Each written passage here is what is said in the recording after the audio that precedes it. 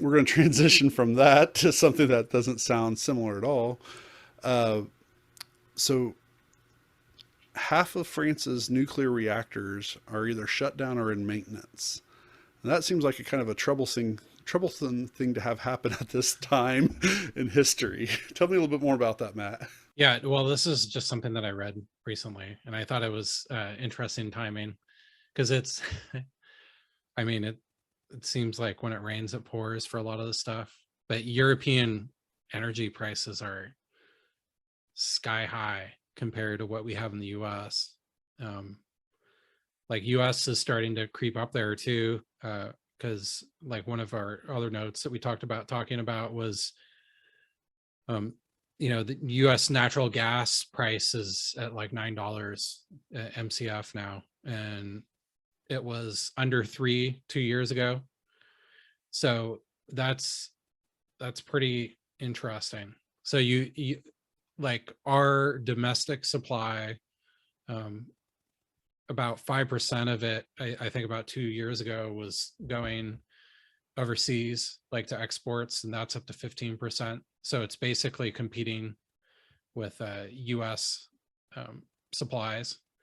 So our inventory is lower than it is usually. I think by like 15 to 20% lower our natural gas stocks, and you really have it.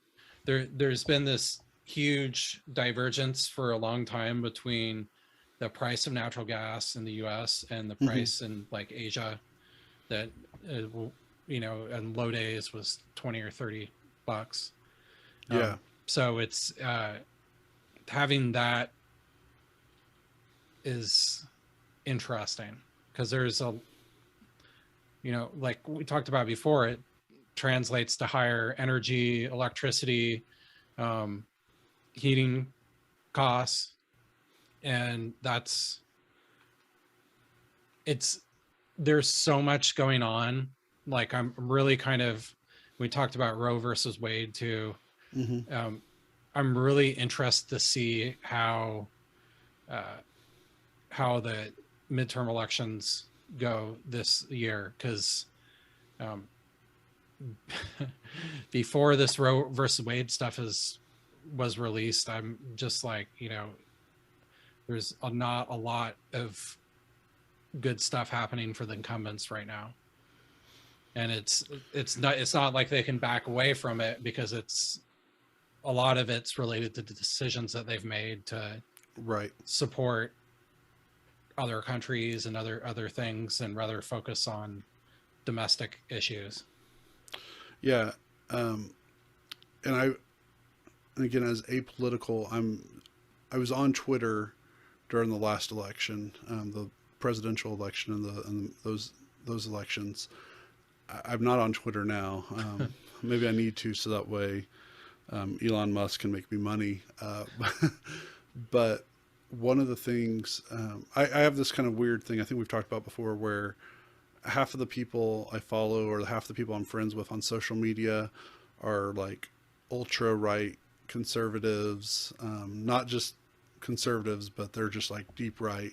And then on the other half or so are like extreme liberal. Uh, they're both sides have the stereotypes that the other call them out for. But during the presidential election, uh, specifically, there was a lady. So Oklahoma went down from 6 congressional districts to 5 congressional districts, which meant no matter what, somebody was going to lose their job, because um, all 6 of the people who were U.S. representatives in Oklahoma were running again. Yeah. And Kendra Horn was the one Democrat that we had in Oklahoma, and she made a lot of Oklahomans mad because she supported things that um, was not very Oklahoma friendly, even though, but there was a lot of things that she supported. So she's like, for liberals, she was a fake liberal to the conservative. Yeah. She was an extreme liberal, and so she ended up losing to Stephanie Bice, and AOC called out on her Twitter of all the people who got reelected that were Democrats, that they all ran on these values about caring about green energy, caring about certain kinds of civil rights, caring about these issues worldwide and stuff. And so I'm just more or less echoing what you're saying. Like, I remember specifically on Twitter, AOC and all her followers are talking about this is the reason why Kendra Horn didn't win, because she was focused too much on oil and things like this, things that were, she was not a true liberal basically, and that's why she lost. Yeah, and there was And no now, way she would have won well, if she now was the like that. repercussions of the people who did vote that way, we're dealing with those repercussions for good or for bad. Being about green energy, well, that makes gas go up. Yeah. Being about some of this other stuff, it makes prices go up, and that. So I'm just kind of echoing what you said a minute ago, that these are decisions that the current people in elected offices, they ran on these promises and stuff. As you mentioned, in fact, this was a blow to my mind because I didn't know it, and it made sense, and I looked it up. But when Biden was running, he was running specifically kind of on an issue that green energy, blah, blah, blah. Well, last year, I looked it up. There's documentation of him saying that, yeah, gas prices are going to go up, but this is what's important for the earth. And then in January and February, him stating specifically like, oh no, this isn't because of the green energy thing. This is all because of Ukraine. And it's like, Yeah. what the crap, man? I mean, Well, he's a politician. He's been doing yeah, it for a long time. So I know, but it just makes me sad. It makes me sad. I know politicians are going to lie. It still makes me sad when they do. yeah, yeah. I think if I remember correctly, I think Kendra Horn voted to impeach Trump, and that I don't think there was anybody in Oklahoma. Well, she wasn't. Are you talking about for the first impeachment? Yeah, yeah. I think that there was some implicit support thing that the National Democratic fundraising would support her for it if she voted for that. I don't really, maybe you could look it up, but Oh, you're right. She did. yeah. So I think that probably bit her, but she was on the Science Technology Committee, and she was also a moderate about oil and gas, and was really a good promoter for that industry in the Democratic Party. So I think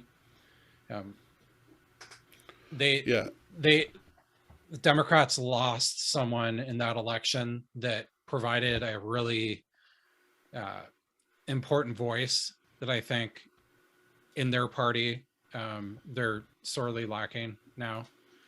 So and again, we're only talking about it because this is actually dealing with energy and finance, not because of the political side of it. Well, you have people that voted to end fracking, which is like you can't unlock the tight oil resources without fracking, and it's been a revolution for fossil fuel extraction in the U.S. You've had people that essentially want to end oil and gas production altogether, and have taken the steps like that, berating people in the industry for high gas prices, saying that it's like the oil company's fault. And it's just a fact of the matter that the energy transition, if you just cut, so like maybe a good comparison is talk about renewable minerals, right? There's this thought that you can just transition to this right away, but there's not the supply chain to actually provide the minerals. So yeah, the price of that has skyrocketed.